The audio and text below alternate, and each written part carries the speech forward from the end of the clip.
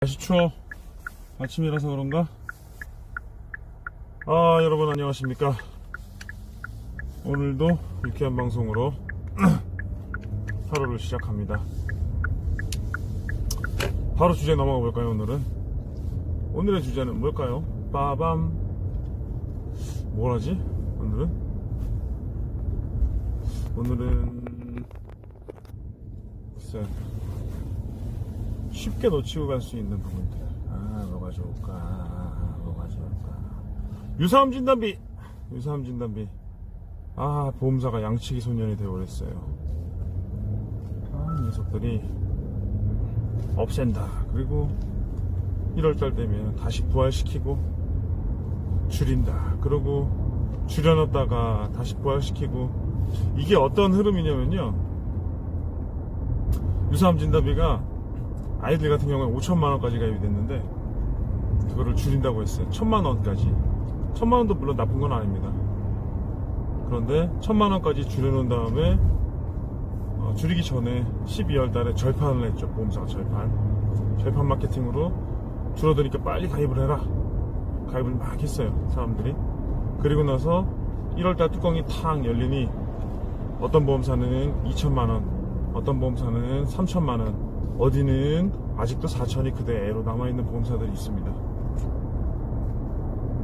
보험사들이 절판 마케팅을 의도적으로 하는 것 같아요.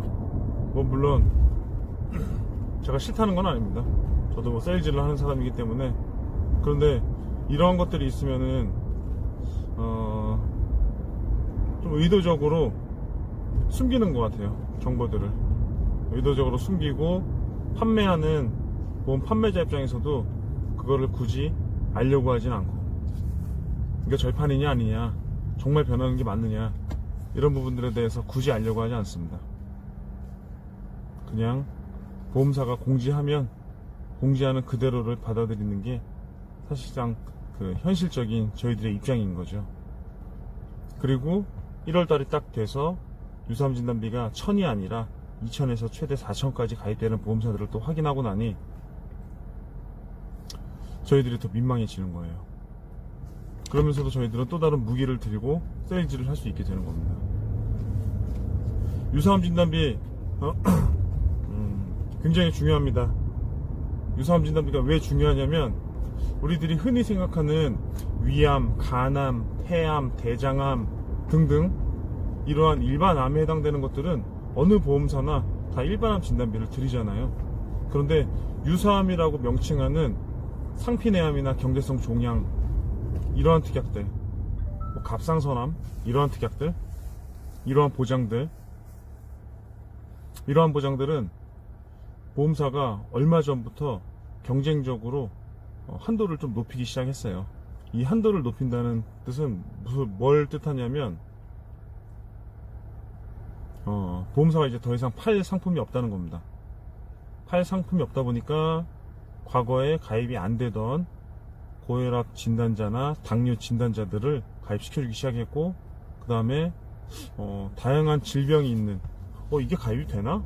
라고 싶어하는 상품들도 3위호 조건에만 해당이 안 되면 다 가입이 돼요. 간질도 가입됩니다. 간질도 가입되고, 정신질환이 있어도 과거에는 인수가 안 됐거든요. 정신질환도 가입이 됩니다. 이와 비슷한 얘기로 유사암 진단비, 일반암으로 진단을 받던 상품이 아닌 소액암으로 진단받으면 주계약 가입금액, 암 진단비 가입금액의 10%에서 20%만 진단비가 지급됐거든요.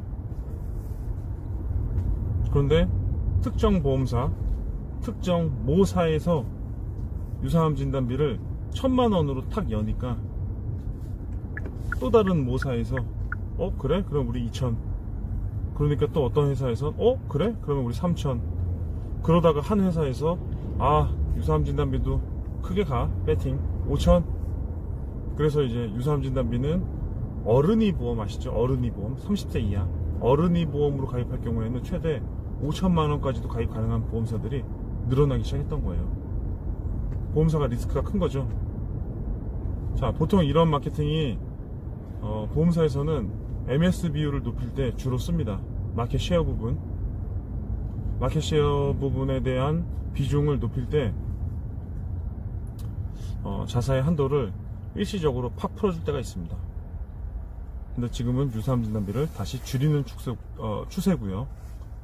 그래서 어쨌든 결론은 유사암 진단비는 매우 중요하고, 아직도 1000만원이 아니라 2000에서 최대 4000만원까지 가입 가능한 보험사들이 아마 있다. 마지막 한 가지만 말씀드리고 마무리하도록 할게요. 1월달 첫날이 딱 밝았을 때 제가 한 12년 정도 저랑 거래를 하고 제가 모시던 클라이언트 분께서 전화가 왔어요. 굉장히 급한 마음으로 전화가 온 것 같아요. 오전에 일찍 오전 9시 딱 되자마자 전화를 하거든요. 전화가 왔거든요. 그분이 전화를 딱 와서 뭐 새해 인사 나누고 그럴 겨를도 없이 첫 마디가 그거였어요. 굉장히 다급해 보였거든요, 목소리가.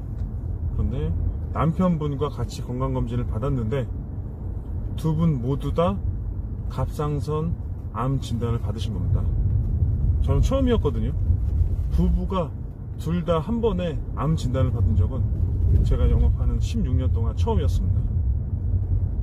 둘 다 갑상선 암 진단, 확정 진단은 아니고요, 세친 검사까지 하셔갖고 95% 이상 확정 진단을 받으셨거든요.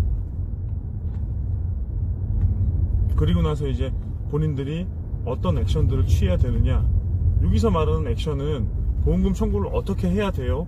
가 아니라 그분들이 말했던 액션은 자기가 암 진단을 받았는데 내가 이 암 진단을 받고 진단비를 받으면 암 진단비가 없어질 거 아니냐, 그러니 지금이라도 암보험을 추가로 더 가입할 수 있느냐, 이게 그분들의 액션이었어요. 제가 말씀을 드렸죠.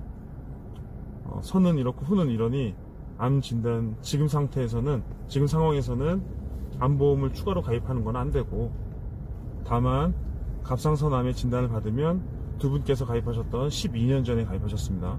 12년, 08년도 같습니다. 12년 정도 전에 가입했던 암보험은 소외감 진단비, 유사암 진단비가 암 진단비 가입 금액의 10% 내지 20%가 지급되는 상품이고, 그 특약은 그대로 남아있다. 일반암 진단 받으면 또 받을 수 있다. 너무 걱정하지 마셔라.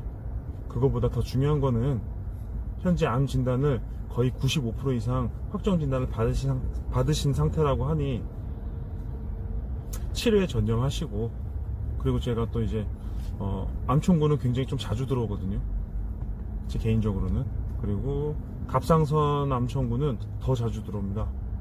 셀 수 없을 정도로. 그래서 있는 그대로 제가 경험했던 부분들을 또 말씀을 드렸어요. 암 진단을 받으시고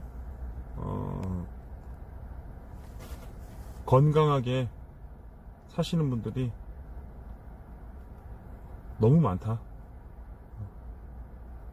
그분들을 안심시키기 위해서, 그리고 제가 경험했던 부분들에 대해서 말씀을 좀 드렸고,